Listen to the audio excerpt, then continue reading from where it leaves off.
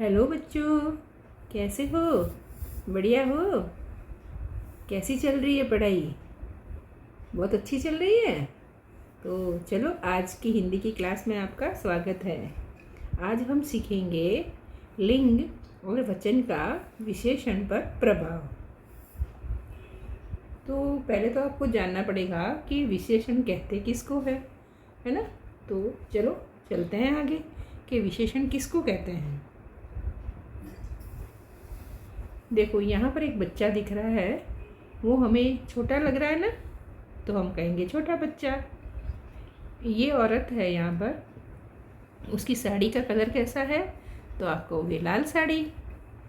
ये आदमी है, उसको हम क्या कहेंगे? मोटा आदमी। तो ये जो छोटा, लाल, मोटा, ये सब शब्द है ना, ये क्या करते हैं कि विशेषताएं बताते हैं, है ना?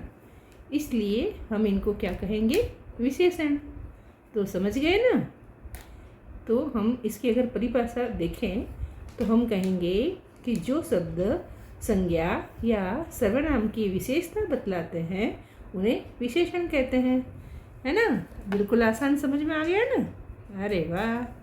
चलो आगे देखते हैं। अब आपको क्या समझ में आया, मैं वापस पूछती हूँ। देखें, मोहन चतुर लड़का है, इस वाक्य में विशेषण क्या है? बताओ, आपका समय शुरू होता है। 1, 2, 3, 4, 5। क्या है विशेषण? चतुर। ठीक है, समझ गए ना? यानी कि जो किसी की भी विशेषता बताते हैं उसे हम कहते हैं विशेषण। ठीक है ना? तो यहाँ पर लड़के की विशेषता है चतुर, है ना? इसलिए हम कहेंगे कि ये चतुर विशेषण है इसमें।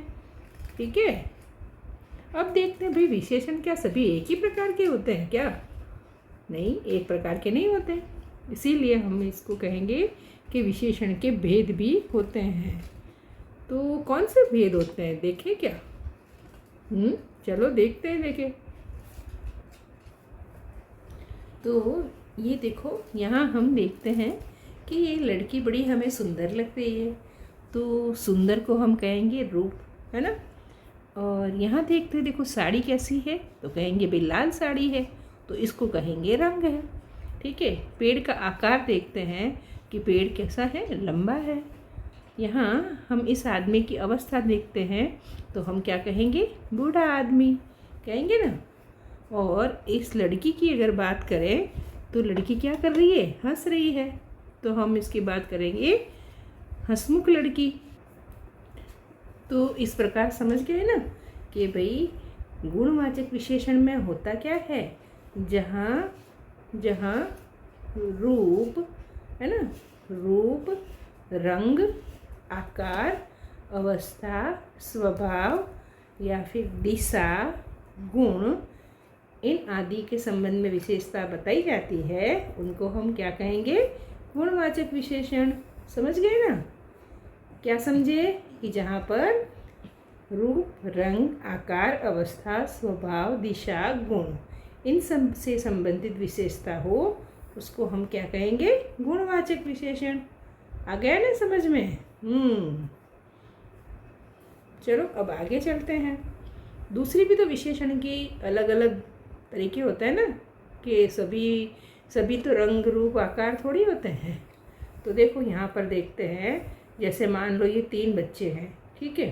तो 3 में एक को कहेंगे भाई ये तो पहला आया भाई, है ना, ये सेकंड आई, ये थर्ड आया, है ना? तो यहाँ पर हम जब ऐसे कोई क्रम बताते हैं ना, पहला, दूसरा, तीसरा, ठीक है, तो उसको हम संख्यावाचक कहेंगे।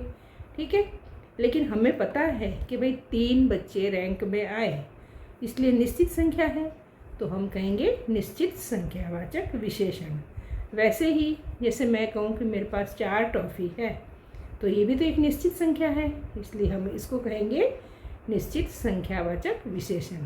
तो इस प्रकार हम देखते हैं कि इस प्रकार हम देखते हैं कि संख्यावाचक विशेषण के 2 भेद होते हैं। ठीक है, पहला है निश्चित संख्यावाचक विशेषण। क्यों?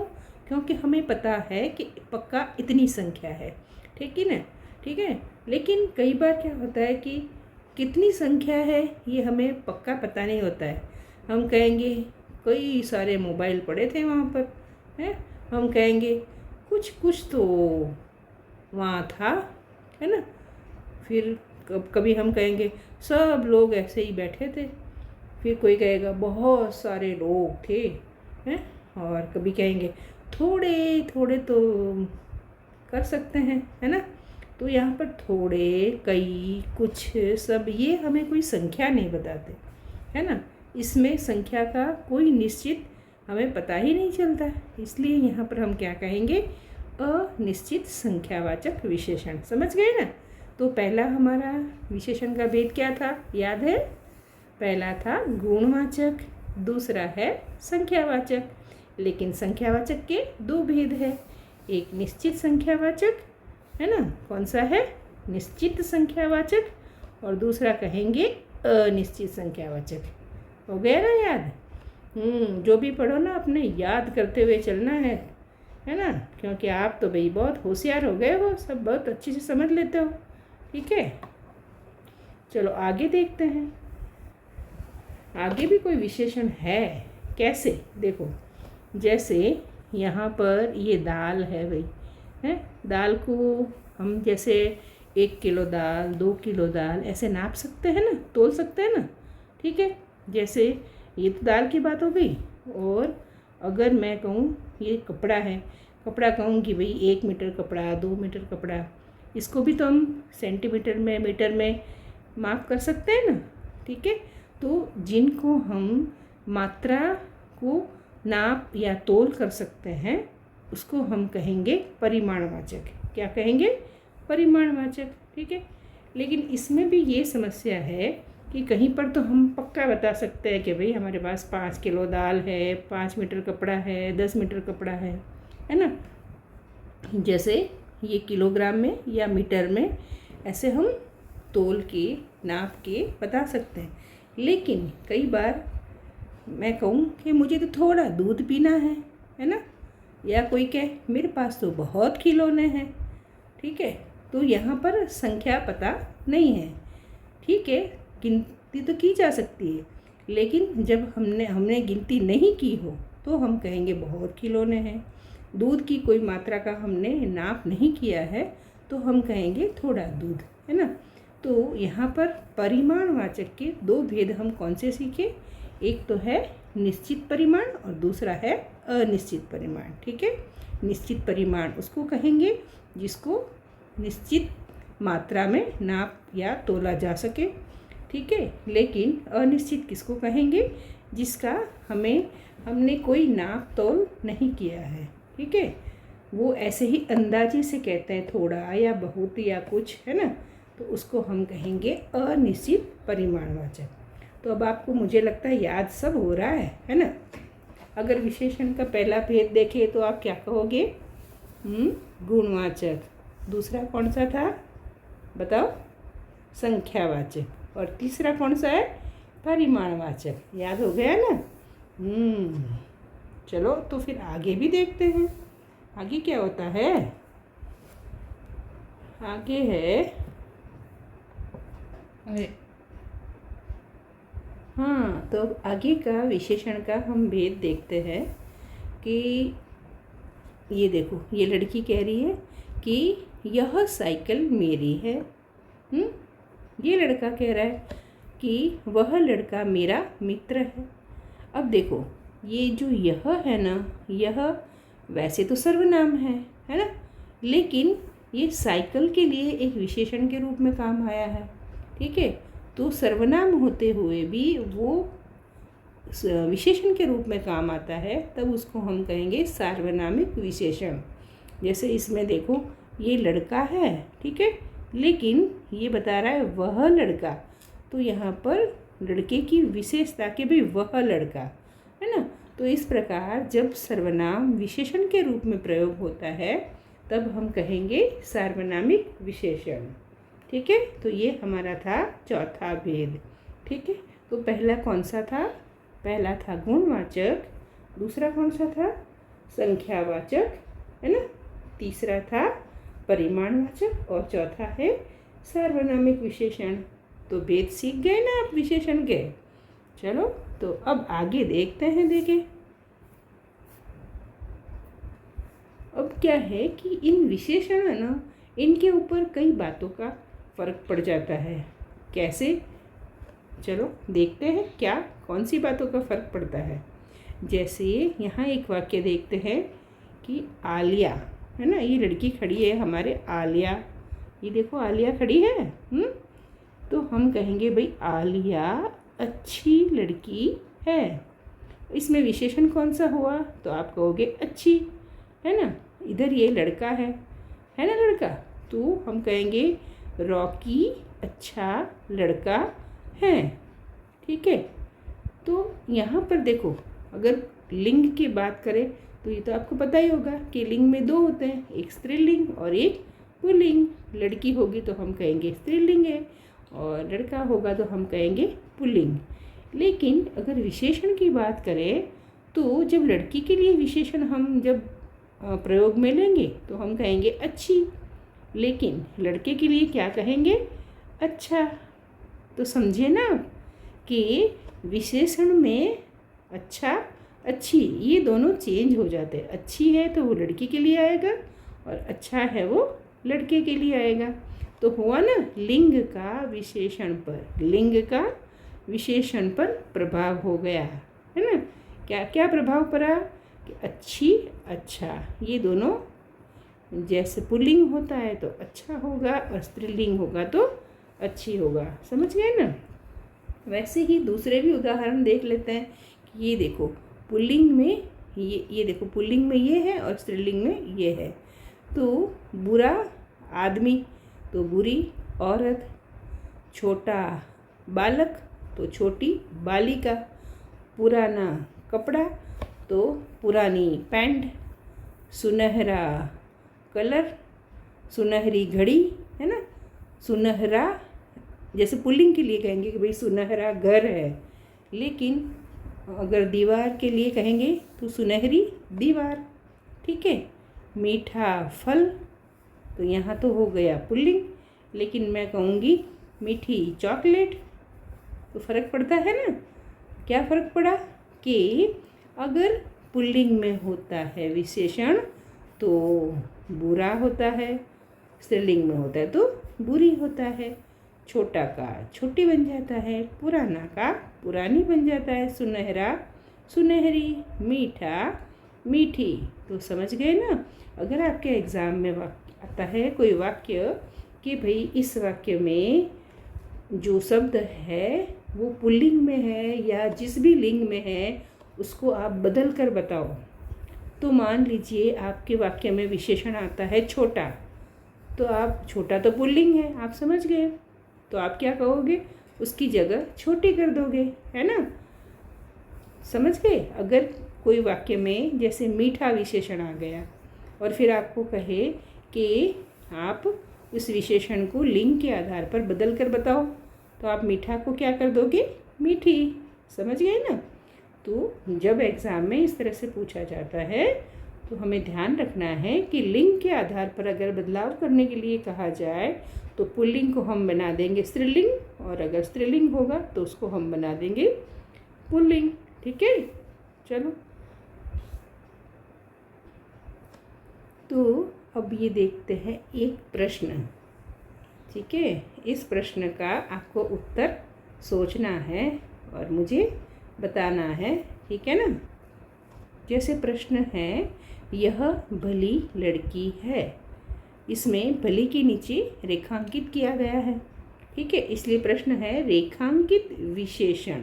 क्या है ये? रेखांकित, है ना। ये है हमारा रेखांकित, है ना, विशेषण का लिंग बदलकर वाक्य पुनः लिखिए। ठीक है। तो मुझे तो पता चल गया कि आप अभी बता दोगे। चलो आप ऐसे करना, कमेंट बॉक्स में बताना मुझे कि आप क्या समझे, बताओगे ना मुझे। चलो मैं देखती हूँ। ठीक है।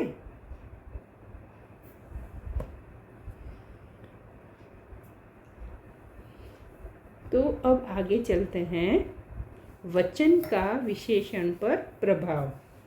ठीक है, अब देखो ये वचन पर कैसे होता है देखते हैं। देखो ये हमारा एक छोटा सा बच्चा है, ये दिख रहा है एक बच्चा, यहाँ तो एक ही बच्चा है और यहाँ पर क्या है, ओह ये तो बहुत बच्चे हैं, है ना। तो अगर एक वचन में कहेंगे तो बच्चा और बहुवचन में कहेंगे तो बच्चे। ठीक है, अब विशेषण, विशेषण है छोटा, है ना। बच्चा का विशेषण क्या है, छोटा।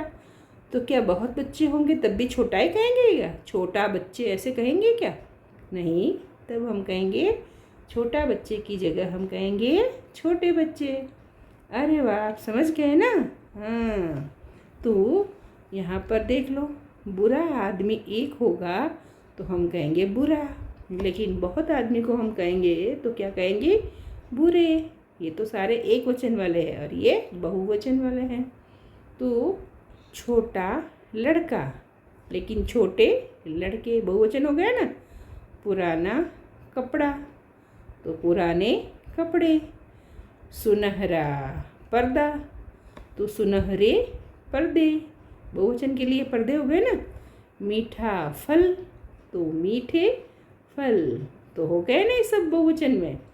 तो बताओ ये हमारे जो विशेषण हैं ये वचन के कारण बदलते हैं कि नहीं, बदलते हैं। ठीक है, देखा ना कि बुरा के जगह बुरे हो गए, छोटा तो छोटे, पुराना पुराने, सुनहरा सुनहरे, मीठा मीठे। तो समझ गए ना कि हमारा जो विशेषण है, जो विशेषता बताने वाला शब्द है, वो वचन जब एक वचन या बहुवचन हो तो उसमें अलग अलग रूप से प्रयोग होता है। समझ गए ना अब। तो आपको हमेशा अगर एग्ज़ाम में ऐसे पूछा जाए कि रेखांकित वाक्य में वचन बदलकर वाक्य पुनः बताओ, तो आप क्या करोगे, वचन अगर एक वचन हो तो उसका बहुवचन बता देना, और बहुवचन में हो तो एक वचन में बता देना। ठीक है, तो इस प्रकार आप विशेषण की परिभाषा सीख गए, उसके भेद सीख गए, लिंग और वचन का विशेषण पर प्रभाव भी सीख गए, है ना। तो आपके अभ्यास के लिए हम एक वाक्य देखते हैं, है ना। रमेश ने मीठा फल खाया, रमेश ने मीठा फल खाया। तो इसमें विशेषण क्या है, मीठा, है ना। क्या है, मीठा। ठीक है, तो इसमें मीठा बताओ एक वचन है या बहुवचन, एक वचन है ना। तो ये कह रहे हैं कि इसका वचन बदलना है। ठीक है, तो कैसे बदलोगे बताओ। सोचा आपने उत्तर, सोचो सोचो। मीठा की जगह उसको वचन बदलना है तो आंसर क्या होगा, रमेश ने मीठे फल खाए। मीठा का क्या बन गया, मीठे, क्या बन गया, मीठे। ठीक है, सीख गए। तो देखो आपके लिए और भी बहुत सारे वीडियो बनाए गए हैं, है ना। ये ग्रामश्री, परसर्ग, बच्चे काम पर जा रहे हैं, मैं गए। ठीक है, तो अब आप है ना विशेषण या क्रिया या संज्ञा या सर्वनाम, इस सब व्याकरण के टॉपिक को भी अगर समझना चाहते हो तो नीचे मैं लिंक दे दूँगी डिस्क्रिप्शन में। ठीक है, तो आप उस लिंक पर आप क्लिक करोगे ना तो वो 10th की प्लेलिस्ट में आपको मिल जाएंगे, जो आप लोगों के भी काम आएंगे। उपसर्ग है, प्रत्यय है ना, ये सब आपके भी काम आ जाएंगे। ठीक है, और फिर भी कुछ समझ में नहीं आए तो मुझे कमेंट बॉक्स में आप बताना, मैं ज़रूर रिप्लाई करूँगी। ठीक है, थैंक यू। और लाइक शेयर और सब्सक्राइब भी करना है।